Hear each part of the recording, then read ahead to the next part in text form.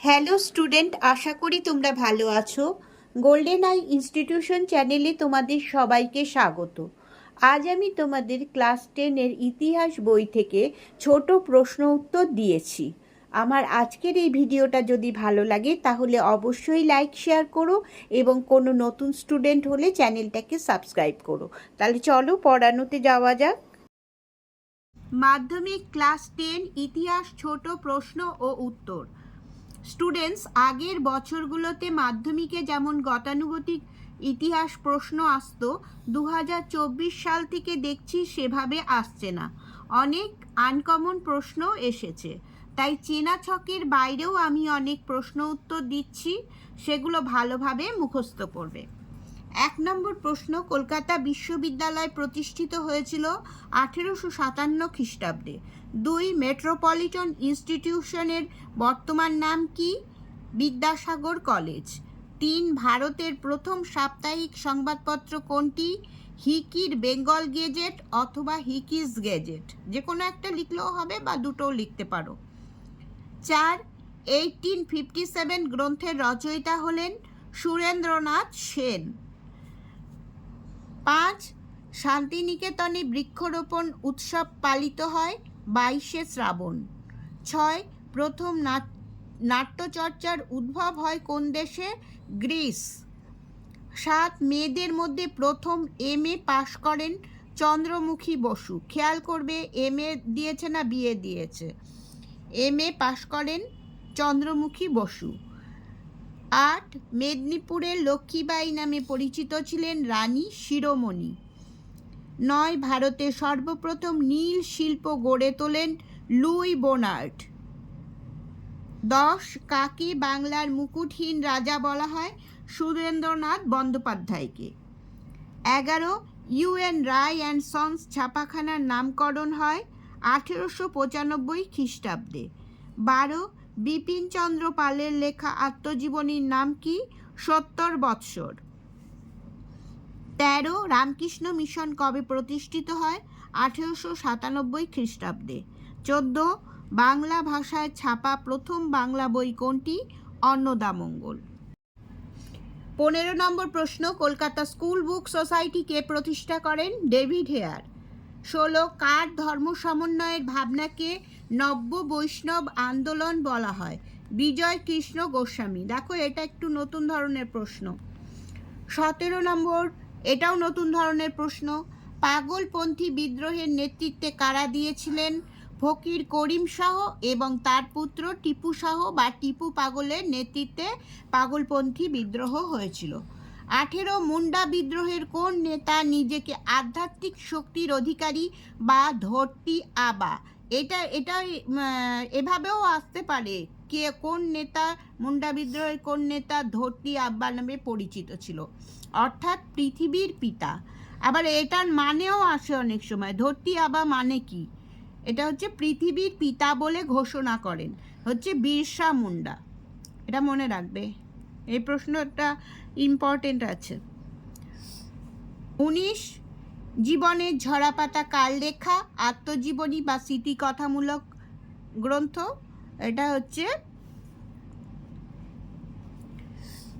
সরলা দেবী চৌধুরানী। আর 20 নম্বর হচ্ছে রবীন্দ্রনাথ ঠাকুরের আত্মজীবনীর নাম হলো জীবন স্মৃতি। ইচ্ছা করে আমি পরপর দিয়েছি, দেখো এটা জীবনের ঝরাপাতা হচ্ছে সরলা দেবী চৌধুরানী, আর জীবন স্মৃতি হচ্ছে রবীন্দ্রনাথ ঠাকুরের আত্মজীবনী। 21 নম্বর, বন ও বন্যপ্রাণী সংরক্ষণের আন্দোলন অন্তর্ভুক্ত হবে পরিবেশের ইতিহাসে। 22 হিন্দু প্যাট্রিয়ট পত্রিকার প্রথম সম্পাদক ছিলেন গিরিশচন্দ্র ঘোষ। 23 সতীদাহ প্রথা নিষিদ্ধ করেছিলেন লর্ড বেন্টিং। 24 বাংলার প্রথম মহিলা স্নাতক ছিলেন, স্নাতক মানে বিএ, এটা বিয়েও দিতে পারে, বিএ পাশ করেছিলেন কে? কাদম্বিনী গাঙ্গুলি এবং চন্দ্রমুখী বসু, কিন্তু MA পাশটা হবে চন্দ্রমুখী বসু।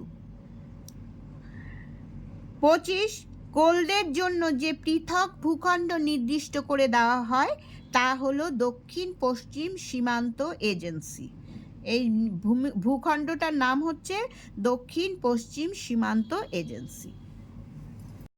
26 নম্বর প্রশ্ন, মহারানীর ঘোষণাপত্র প্রকাশিত হয় 1858 খ্রিস্টাব্দের 1 নভেম্বর। মনে রাখবে এটা। 27 বর্তমান ভারত গ্রন্থটি প্রকাশিত হয়েছিল উদ্বোধন পত্রিকায়। 28 Indian association for the cultivation of science প্রতিষ্ঠা করেন মহেন্দ্রলাল সরকার। 29 উপেন্দ্র কিশোর রায়চৌধুরীর ছেলেদের রামায়ণ, এই বইটার নাম হচ্ছে ছেলেদের রামায়ণ, প্রকাশিত হয় সিটি বুক সোসাইটি থেকে। এটাও একটু আলাদা প্রশ্ন, এই ধরনের প্রশ্ন আসেনি মাধ্যমিকে, ঠিক আছে। 30 রসগোল্লা বাংলার জগৎ মাতানো আবিষ্কার গ্রন্থটি রচনা করেন হরিপদ ভৌমিক।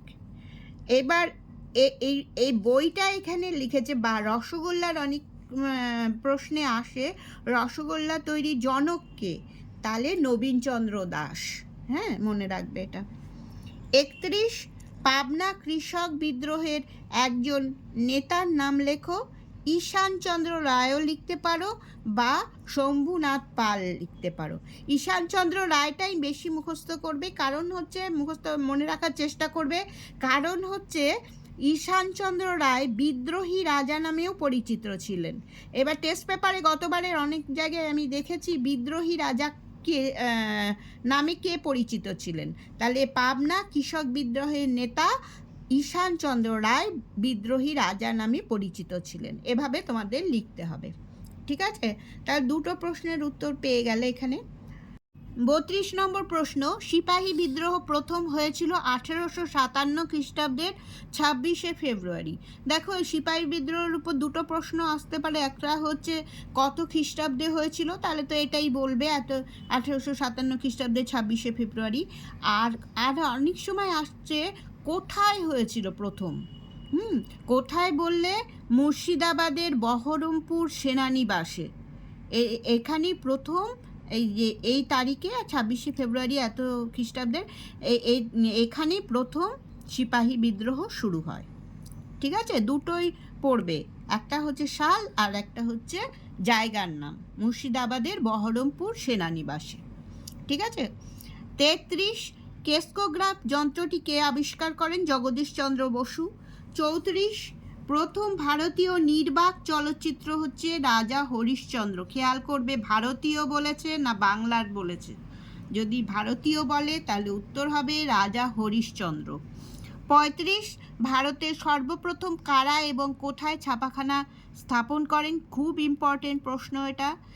পর্তুগিজরা 1556 খ্রিস্টাব্দে গোয়ায় সর্বপ্রথম ছাপাখানা স্থাপন করে, হ্যাঁ ভারতে আর কি। 36 সোমপ্রকাশ পত্রিকাটি কত খ্রিস্টাব্দে প্রথম প্রকাশিত হয় এবং এর সম্পাদক কে ছিলেন? 1858 খ্রিস্টাব্দে প্রথম প্রকাশিত হয় এবং এর সম্পাদক ছিলেন দ্বারকানাথ বিদ্যাভূষণ। 37 নম্বর প্রশ্ন, মোহনবাগান ক্লাব প্রথম কবে আইএফএ শিল্ড জেতে? 1911 খ্রিস্টাব্দে। 38 কলকাতায় ফোর্ট উইলিয়াম কলেজ কত খ্রিস্টাব্দে কার উদ্যোগে গড়ে ওঠে? ফোর্ট উইলিয়াম কলেজ 1800 খ্রিস্টাব্দে লর্ড ওয়েলেসলির উদ্যোগে গড়ে ওঠে।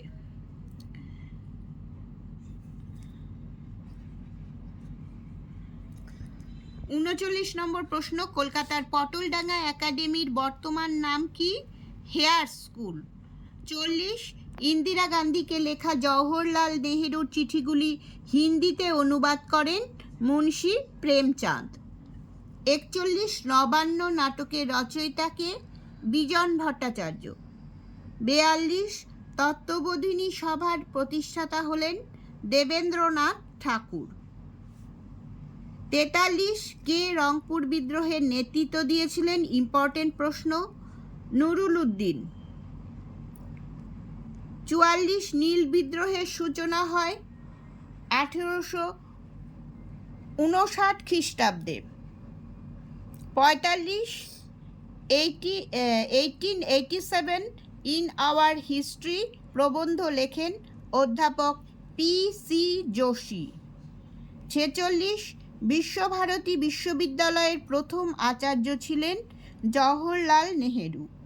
47 কে কত খ্রিস্টাব্দে নেটিভ ফিমেল স্কুল অথবা হিন্দু বালিকা বিদ্যালয় প্রতিষ্ঠা করেন? যে কোনো একটা আসবে, প্রশ্নতে লিখতে পারে আর কি, ফিমেল স্কুলও লিখতে পারে, নেটিভ ফিমেল স্কুল, বা এটাও লিখতে পারে হিন্দু বালিকা বিদ্যালয় প্রতিষ্ঠা করেন।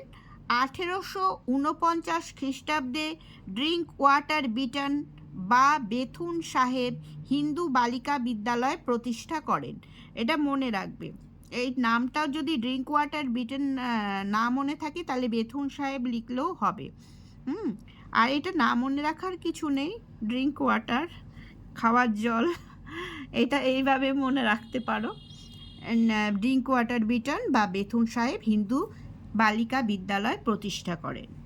স্টুডেন্টস, তাহলে আজ এই পর্যন্তই। তোমরা সবাই ভালো থেকো।